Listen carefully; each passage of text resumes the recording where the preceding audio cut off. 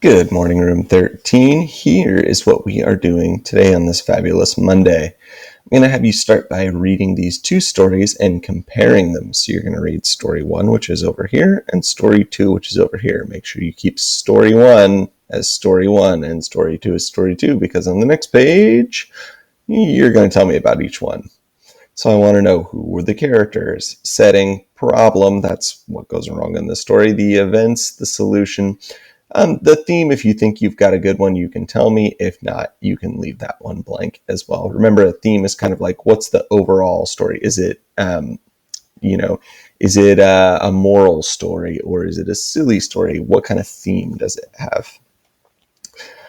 So that is that assignment. Moving right along, we are going to be comparing fractions. So you're going to shade in each one and then look at them with your eyeballs and tell me which one is more or less. Use the greater than, less than, or equal sign to tell me. Next up, we're going to talk about clouds. And this is pretty cool because there's actually clouds that form at different heights. So some clouds are way, way up high in the sky, and some are a little lower. You can see these ones produce rain. The ones that produce rain produce it much, much lower. So take a look at this picture, kind of look at the crazy names like alto cumulus. They've got some fun ones to try to pronounce. And then you're going to look at what each level of cloud is like. So it'll tell you a little bit more, like, high clouds are formed in altitudes above 2,000 feet. Because the temperature is so cold, these clouds are formed from ice crystals. So that's kind of cool. So you get to learn a little bit more about each type of cloud. And then you're going to take that information and you're going to put it in this worksheet.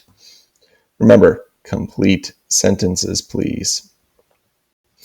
Moving right along, we're going to talk about adverbs. Now, adverbs can be a little tricky. Think about an adjective. An adjective is a word that describes a noun.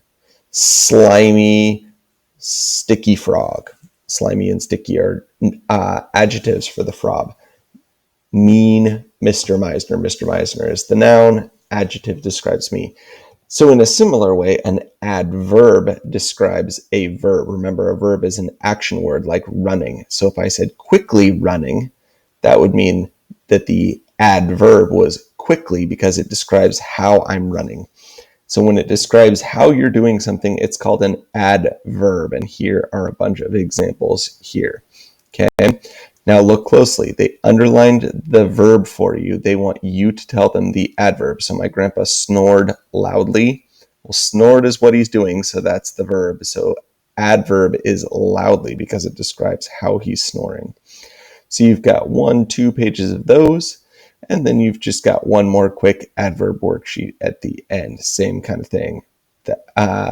Describe whether an adverb is telling when, where, or how an action happened. So they just want to know, what's the adverb describing?